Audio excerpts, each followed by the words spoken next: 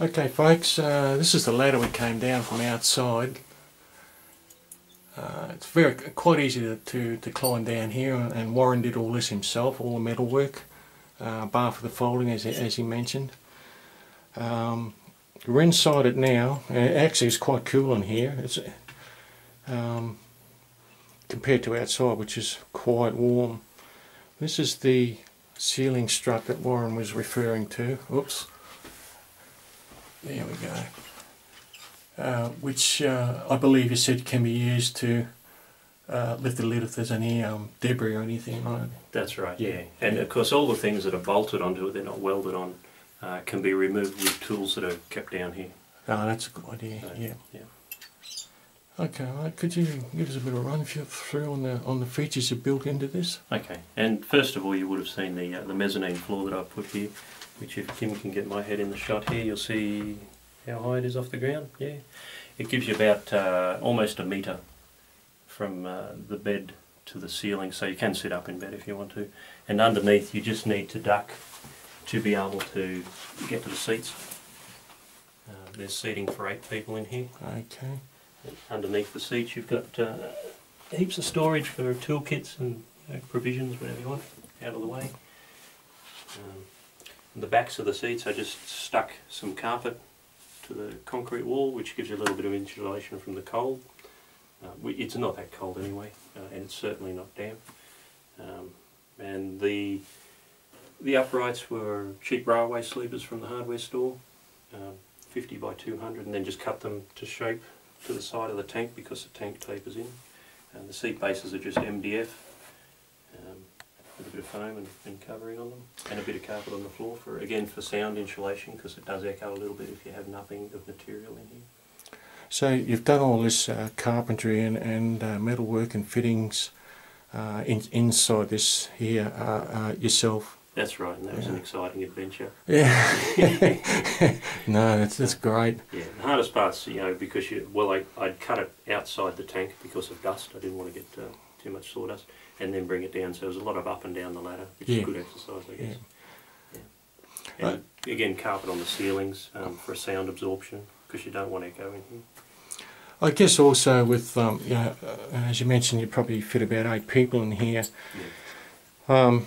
The psychological effect of cramming so many people into a space like this, it helps to have a few comfort items to ease the stress with some people who don't like being in confined spaces for long periods of time. So I guess there's that aspect of it too, to make it feel like a little bit like home, without being too Spartan. Yeah.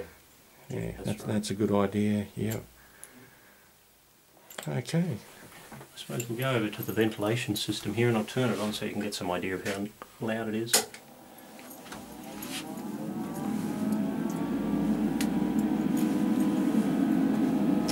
Open that up inside. So what we've got is the inlet pipe coming into the box, and the box is sealed on the front and the back and the sides. It goes through 2 trays. One is for carbon dioxide absorption, and the other one is just a carbon filter which slides in there. It's a fan, normal computer fan, 12 volt, sucks air down into here. A bit of carpeting to help absorb some of the noise, and you could use a smaller fan, or you could run this fan a little bit slower to reduce the noise if you didn't want as much airflow. It just comes out through the duct at the bottom here. I've got a secondary fan here just to blow air around the room in a circular motion, so you get fresh air coming in. Oh, that's a good idea, to circulate the air. Yep. As far as the venting goes, there's 2 ways you can go. This first pipe you can suck up from the bottom, and the reason I put it down so low is because I believe carbon dioxide sinks to the bottom of the room. I might be wrong. Is that right? Not too sure on that. Yeah. Anyway, from the bottom, you come up in here, down through and back out again. Or you can have it vented outside from this secondary pipe that goes all the way up. That's this one here. That's right, yeah. And on the bottom of each pipe, because it's just 90mm storm pipes, only plastic on the inside, doesn't matter, it's not going to be witness to fire. I've got one of these, which is a bit of fly screen on a screw cap, and the other one's a solid one, so I just swap them over from one to the other, Oh, depending okay. on whether I want to Yep. vent outside or recirculate inside. On the inlet pipe, I'm going to put a stainless steel flap on the external to it, so that I can shut it off outside Okay. the Yep. bunker. Yeah. That's good. So that's circulation. It's got a 12-volt battery here, and I haven't done the electrics for it properly. It's just in to circulate a bit of air, but eventually that'll charge off the solar panel. I've got another 20-watt panel there, and it'll circulate day and night if I choose. Best to circulate just daytime because the night air sometimes gets moisture in it. And I noticed the battery's located pretty close to the air vent system, which is good for you know, any gases that are vented Yeah. from the battery. Yeah, that's Sure. a good idea. Yeah. And again, this is just stuff that I had sitting around the shed that I bought down here. I didn't want to spend a real lot of money on it because it's only for emergency use, as long as it works. You know, workability is a thing, not necessarily having to be perfect. No, well, that's the thing. It's called improvisation, right? It's Yeah. I mean, you do what you can with what you got. that's right. That's be happy with that. that's the one of the very basics of survival. You do your best you can with what you got, Yeah. what's available to you. Yeah. But And off the battery too, I've got a couple of wires here. Again, it's going to go through a switch panel with fuses and what have you. But that goes up and powers an overhead light by this switch here. It's there, and that provides enough light to see what you're doing with. that's a cute light shade. I like that. Yeah. Again, you know, making it look a little bit Yeah. distracting. So if you're down here for a long time, you can think of other things than being down here for a long time. Yeah. Yeah. No, it's good to have these. Many people would call them luxuries or perhaps home comforts, but as I said, you know, when you may be stuck down here for anything from a few hours to a few days, you know, people tend to get a bit edgy after being closed up in confined spaces like this. So, Yeah. as you said, it helps them to, you know, sort of focus a little bit, I guess, or Yeah. And of course, if provide, something's a bit aesthetic to look at, if something's, you know, visually pleasing, that can help lift you up a bit as well. yes, very much so. Yeah. Okay, mate. Different thing.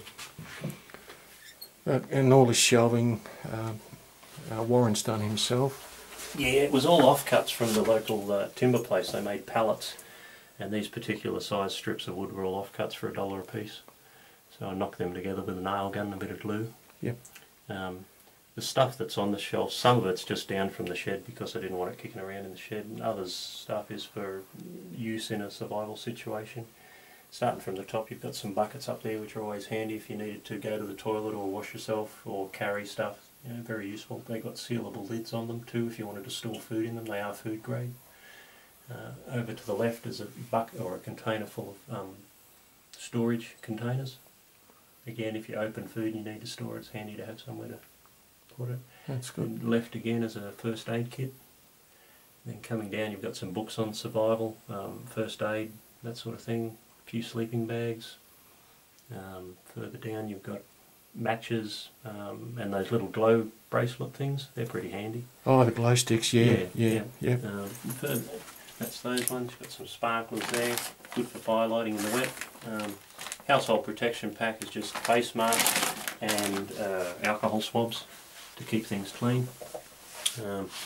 Another thing that we thought about was the hot melt glue is very handy because even if you don't have electricity, if you've got a match or a bit of fire, you can always melt that to glue things together. That's a good idea. I've actually heard about that. I haven't actually tried it myself, but yeah, you're right. I've actually I bought some of my own, but I haven't tried them yet. So Yeah. that's another thing I've got to do. Yeah. So, Yeah, no, it's very useful. There's some clothes, shirts, jumpers, empty bottles. Eventually that'll be wine. just to pass the time. Yeah. Well, there's nothing like a bit of cheer and merriment, is there? Toilet paper, there's plenty of toilet paper, because that's one thing you don't want to run out of in survival situation. It's hard to maintain cleanliness, and if you get sick, that's bad.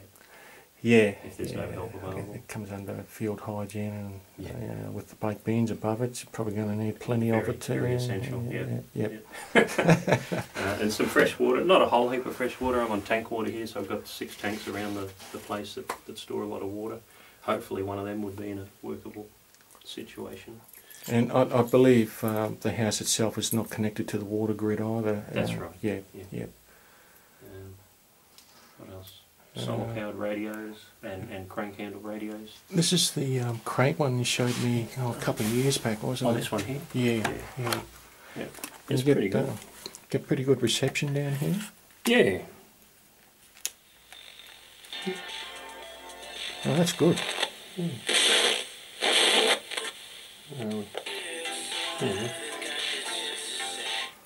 Because it's been down here for about 2 years now. I haven't touched the batteries, but there's 2 AA batteries, which are pretty easy to get, Yep. and also the rechargeable battery that runs from the crank handle. That's good. Yeah. All right, mate. I'll just switch off here at the moment.